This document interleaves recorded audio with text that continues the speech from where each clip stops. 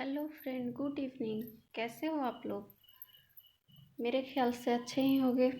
सो मेरे तरफ से आप सभी लोग को नमस्कार, जय Shri Ram, good evening.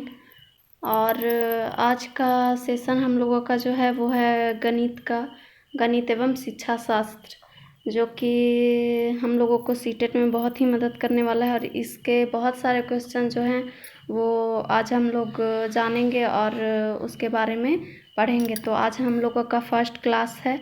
So please like, share and subscribe my channel. और फर्स्ट क्लास को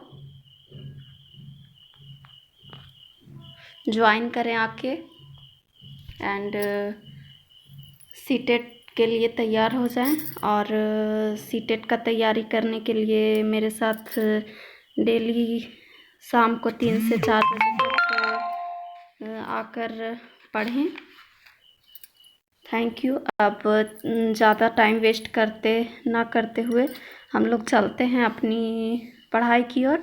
तो आज का सबसे पहला चैप्टर जो है वो है हम लोग का संख्या पद्धति, नंबर सिस्टम। तो चलिए आइए देखते हैं नंबर सिस्टम, संख्या पद्धति को। तो संख्या यानी कि नंबर होता है। संख्या को हिंदी में संख्या और इंग्लिश में नंबर कहते हैं। नंबर वह अंक गणितीय मान है जिसे हम शब्द, प्रतीक, अंक एवं आकृति के द्वारा व्यक्त करते हैं।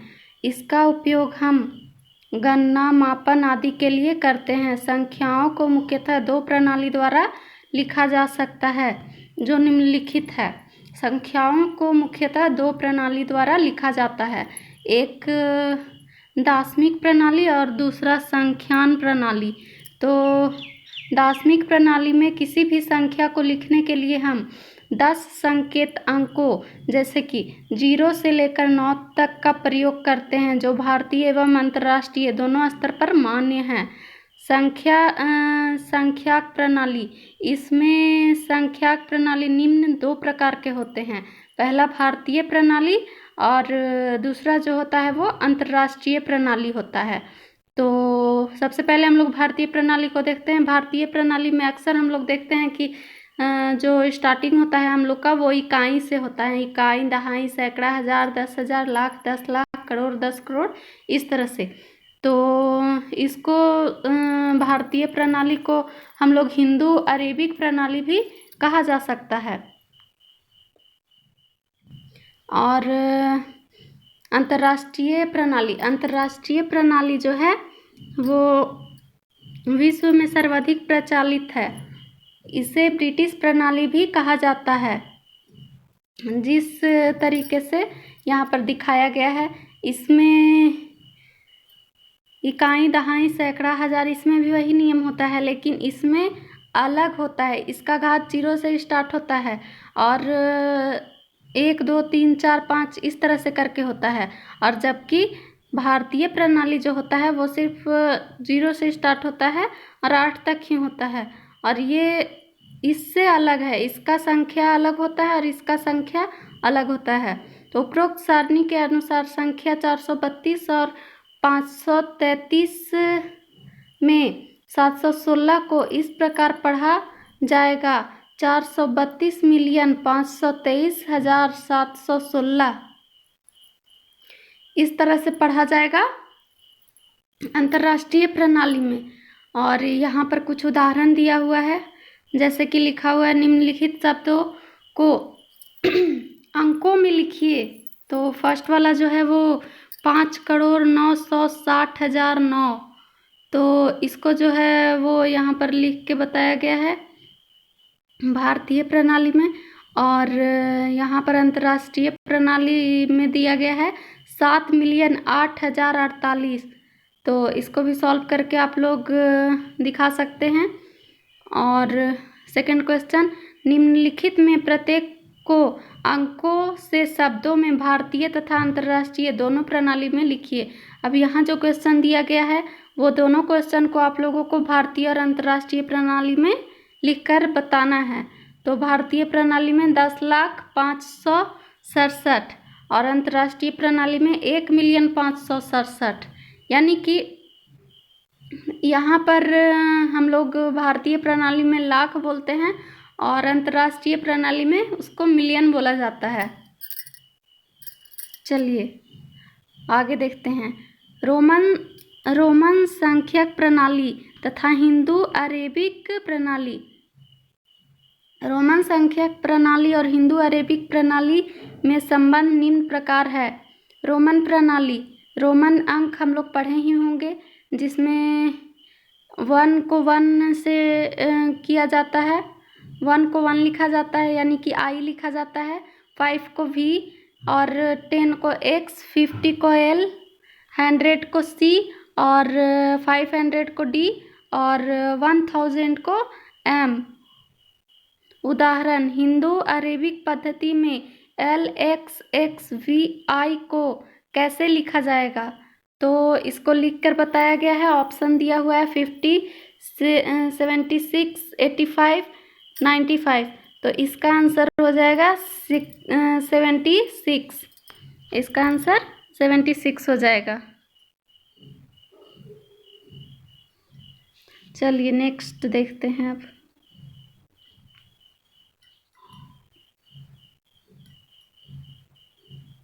वन 1.2 इसमें है गणितीय संक्रियाएं। गणित में हम मुख्यतः 4 प्रकार की संक्रियाओं प्लस, माइनस, गुणा, भागा का प्रयोग करते हैं। संक्रियाओं को ही गणितीय संक्रिया कहते हैं। इन चारों गणितीय संक्रियाओं का अध्ययन हम विस्तार में निम्न प्रकार से करेंगे। जोड़ वह गणितीय प्रक्रिया है जिसके अंतर्गत हम 2 या 2 से अधिक संख्याओं, समूहों, वस्तुओं आदि को एक साथ मिलाकर गिनते हैं। इसे हम चिन्ह से निरूपित करते हैं। जोड़ तो सभी को ही जानते होंगे, जोड़ घटाओ भला कौन नहीं जानेगा। तो चलिए आगे देखते हैं। प्राकृतिक संख्याओं के योग से संबंधित नियम। यहाँ पर कुछ सूत्र दिया हुआ है, यानी कि फॉर्मूला, जिसको हम लोग को याद करना चाहिए। और ये सीटेट का एग्ज़ाम में इसमें से 2 क्वेश्चन पूछता है। पहला क्वेश्चन है n सम संख्याओं का योग इज इक्वल टू हो जाएगा n+1। n विषम संख्याओं का योग इज इक्वल टू हो जाएगा n²। n तक की क्रमागत प्रकृत संख्याओं का योग n+1 divided by 2, n bracket n+1 divided by 2। और n तक की क्रमागत सम संख्याओं का योग n डिवाइडेड बाई 2 ब्रैकेट अंदर n डिवाइडेड बाई 2 + 1। n तक की क्रमागत विषम संख्याओं का योग n+1 डिवाइडेड बाई 2 का होल स्क्वायर। प्रथम n प्रकृत संख्याओं के वर्ग का योग 1 + n ब्रैकेट अंडर n+1, फिर ब्रैकेट 2n + 1। प्रथम n प्रकृत संख्याओं के घनों का योग bracket under 1 divided by 2n bracket under n+1 का होल स्क्वायर। तो ये जो यहाँ पर फॉर्मूला दिया गया है, ये फॉर्मूला को आप लोग को याद करना है। ये इम्पॉर्टेंट है, इससे संबंधित क्वेश्चन आते हैं। और इसमें सबसे ज़्यादा जो है फर्स्ट एंड सेकंड वाला का प्रयोग किया जाता है। ये दोनों जो फॉर्मूला है इसका प्रयोग किया जाता है। और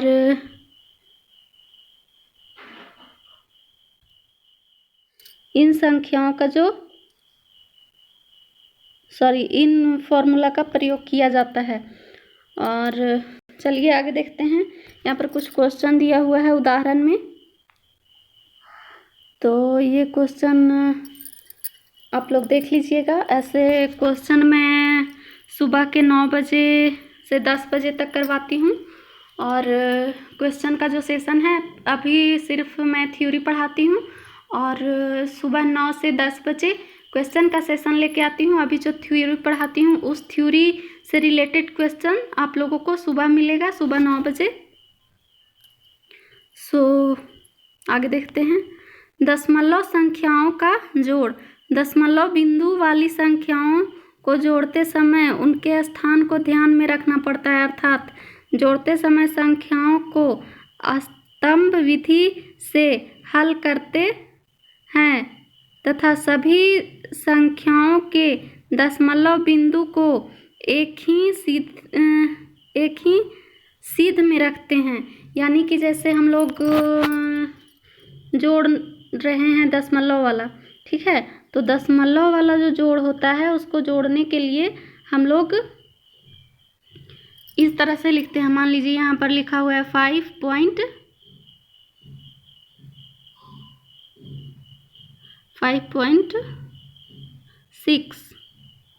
और यहाँ पर लिखा हुआ है 12.5। तो अगर इसी तरह से और भी लिखा हुआ है 100.89, तो पॉइंट जो है वो हम लोग को एक सीध में रखना है, यानी कि एक लाइन में रखना है। और लाइन में रखने के बाद फिर इसको पॉइंट के इस साइड वाले को इधर जोड़ देना है और पॉइंट के इस साइड वाले को इधर जोड़ देना है। सो आप लोग पॉइंट वाला जोड़ जानते ही होंगे, पहले सीखा ही होगा।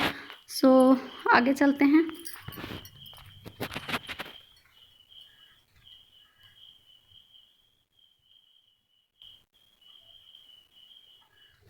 तथा दशमलव बिंदु के पूर्णांश भाग को पूर्णशः की ओर एवं अपूर्णशः की ओर को दशमलव बिंदु के दाईं ओर लिखते हैं।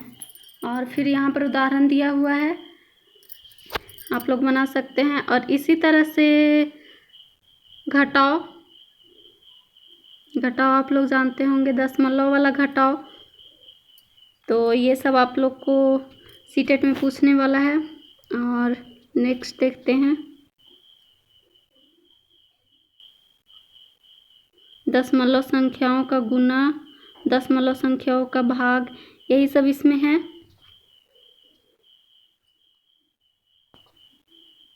देखिए दशमलव वाला गुना कैसे करते हैं, यहाँ पर दिखाया गया है। दो ऋणात्मक पूर्णांकों का गुना, भाग। जब किसी संख्या को एक दूसरे से विभाजित करते हैं तो ऐसी क्रिया भाग कहलाती है। भाग को चिन्ह से प्रदर्शित करते हैं। भाग को प्रक्रिया में जिस संख्या को विभाजित किया जाता है उसे भाज्य संख्या कहते हैं। यानी कि डिवाइड कर जो संख्या विभाजित करती है उसे भाजक, डिवीज़र, तथा जो संख्या यह बताती है कि भाज्य में भाजक कितनी बार है उसे भागफल कहते हैं। यदि भाज्य, भाजक और गुणज नहीं है तो अंत में हमें जो प्राप्त होता है उसे शेषफल, रिमाइंडर कहते हैं।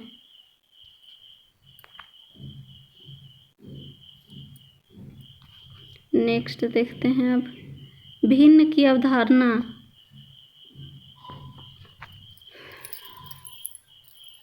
एक भिन्न का अर्थ एक समूह अथवा एक क्षेत्र होता है।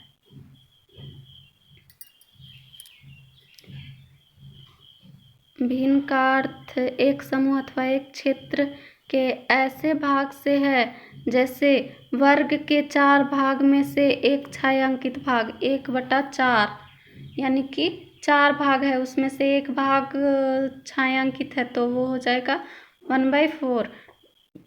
भिन्न को संख्या के रूप में व्यक्त करते समय कुल भाग p को हर के रूप में नीचे लिखते हैं तथा उसके nवें भाग को अंश के रूप में लिखते हैं, जैसे n/p। और ये n/p जो है ये एक फॉर्मूले के रूप में काम करता है।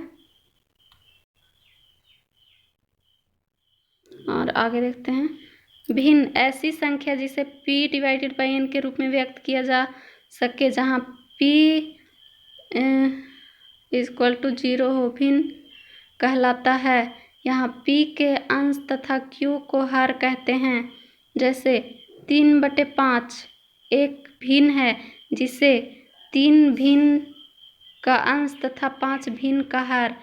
अब यहाँ पर देखिए एक चीज़ सिखाया हम लोग को कि जैसे मान लीजिए यहाँ पर लिखा हुआ है 3/5, तो 3 जो है ये हो जाएगा आप लोगों का भिन्न का अंश,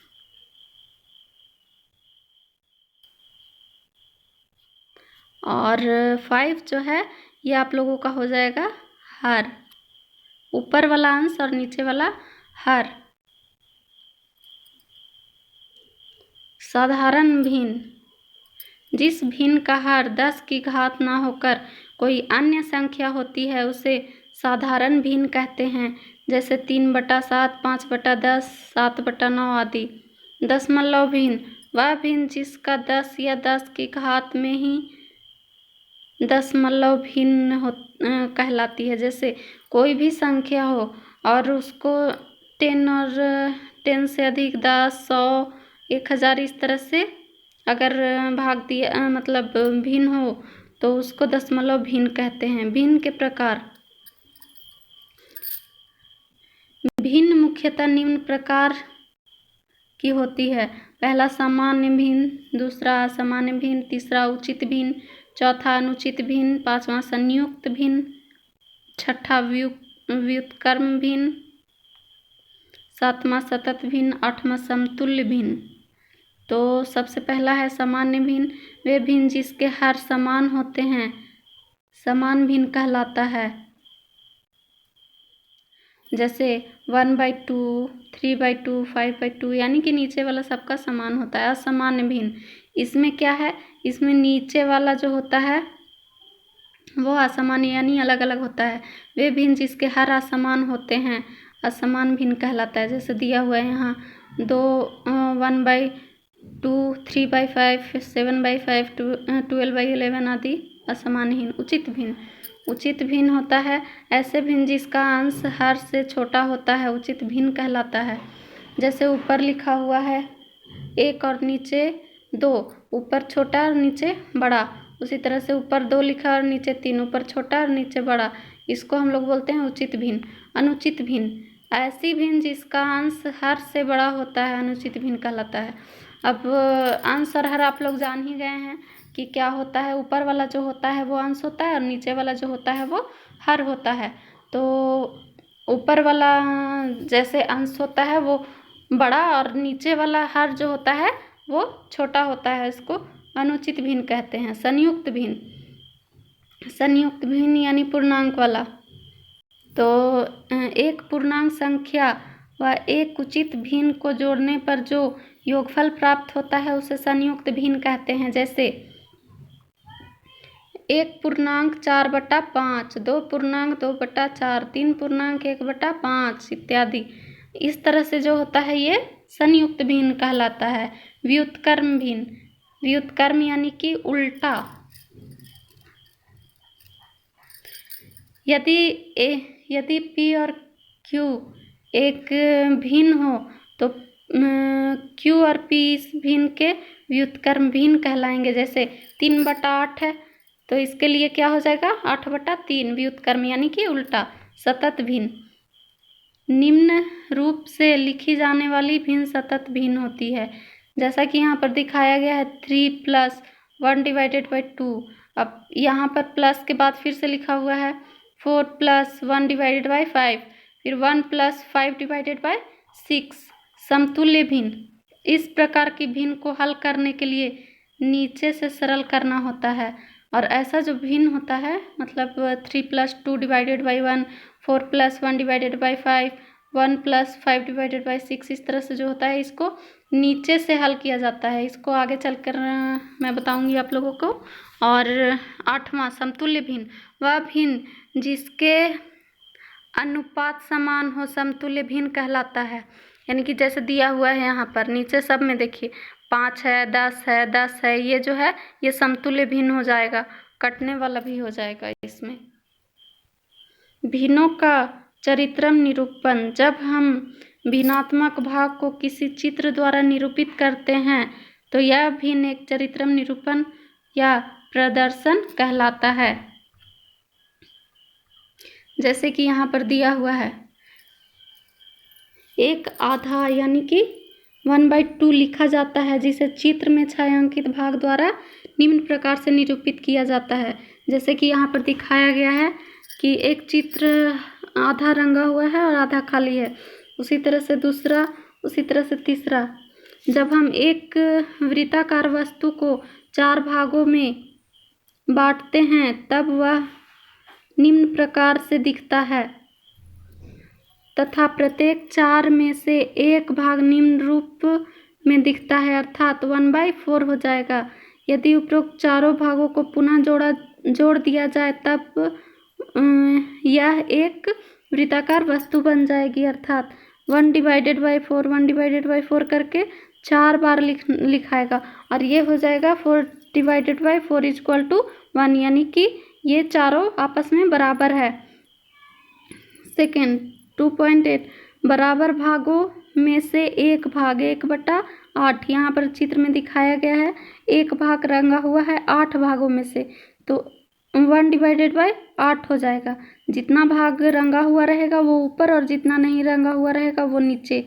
उसी हिसाब से यहाँ पर उदाहरण दिया गया है, निम्न में से कौन सा चित्र 3/7 का सही रूपांतरण है। तो अब हम लोग देखेंगे एक एक करके। तो 3 तो रंगा हुआ है सिर्फ 2 में, एक फर्स्ट वाला में रंगा हुआ है और एक सेकेंड वाला में, और 3rd और 4 इसमें तो 4 रंगा हुआ है और इसमें मात्र 2 रंगा हुआ है। तो अब फर्स्ट वाला देखेंगे, 3 रंगा हुआ है और सेकेंड वाला में भी 3 रंगा हुआ है। तो सेकेंड वाला तो होगा नहीं, इसमें तो 4 खाली है और 3 रंगा हुआ है, लेकिन यहाँ पर बोल रहा है 3/7। तो इसका सही आंसर हो जाएगा आपका, करेक्ट जो आंसर होगा वो हो जाएगा 1। चलिए आगे देखते हैं। भिन्नों पर संक्रियाएं निम्न प्रकार हैं। भिन्नों का योग करते समय सर्वप्रथम हमें उनके हरों में यह देखना होता है कि वे समान अथवा असमान हैं या नहीं। जब हर समान हो, यदि भिन्नों के हर समान हो तो उसका योगफल इस प्रकार ज्ञात करते हैं, यानी कि अगर नीचे सब सेम हो तो डायरेक्टली सेम नीचे लिख देना है और ऊपर वाला जितना है उसको जोड़ के और वो आंसर हो जाएगा। तो इसी तरह से उदाहरण दिया हुआ है, भिन्नों का अंतर। अब इसमें घटाओ फिर गुना फिर भाग, इसी तरह से करके समझाया हुआ है। तो आप लोगों को भिन्न आ गया होगा मेरे ख्याल से। अब नेक्स्ट देखते हैं। इसमें भिन्नों को आरोही क्रम में जोड़ना, भिन्नों को दशमलव में जोड़ना, भाग देना। और यहाँ पर देखिए दिखाया हुआ है बोडमास का नियम। तो बोडमास का नियम क्या कहता है? सबसे पहले बोडमास के नियम, लॉ ऑफ बोडमास को जानने से पूर्व हमें प्रमुख चिन्हों को इस नियम के अंतर्गत आते हैं। तो उसका संक्षेप में परिचय जान लेंगे। सबसे पहले जोड़, घटाव, गुना, भाग,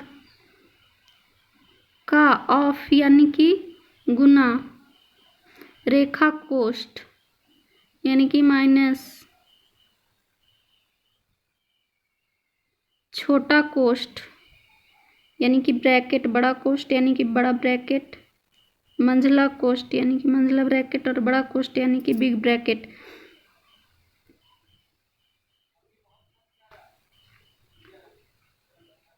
संख्या पद्धति, उपरोक्त सभी चिन्हों को जब हम किसी गणित व्यंजक में एक निश्चित क्रम बोडमास में हल करते हैं तो यह बोडमास का नियम कहलाता है। यह क्रम निम्नलिखित प्रकार से प्रयोग किया जाता है। तो बी से ब्रैकेट, ओ से ऑफ, डी से डिवीज़न, एम से मल्टीप्लिकेशन, ए से एडिशन, एंड एस से सब्सक्रिप्शन। तो सबसे पहले क्या करना होता है, कोष्ठ खोलना होता है, यानी कि ब्रैकेट लगाना होता है, उसके बाद गुना करना होता है, उसके बाद भाग करें, उसके बाद गुना करें, उसके बाद जोड़ें, अंत में घटा दें। तो उदाहरण के लिए सबसे पहले क्या दिया हुआ है, 400 + 5 - 10 - 18 का मान हो जाएगा। तो इसमें सबसे पहले हम लोग बोर्ड मास का देखेंगे। सबसे पहले ब्रैकेट देना है, ठीक है, उसके बाद ऑफ यानी कि गुना करना है। तो और फिर गुना करने के बाद डिवाइड भाग देना है, फिर मल्टीप्लिकेशन, फिर एडिशन और फिर जोड़ और उसके बाद घटाओ। तो इसका आंसर आ जाएगा हम लोगों का 510।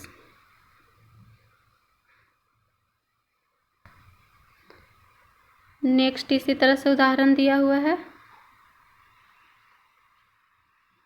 बीजगणितीय सूत्र।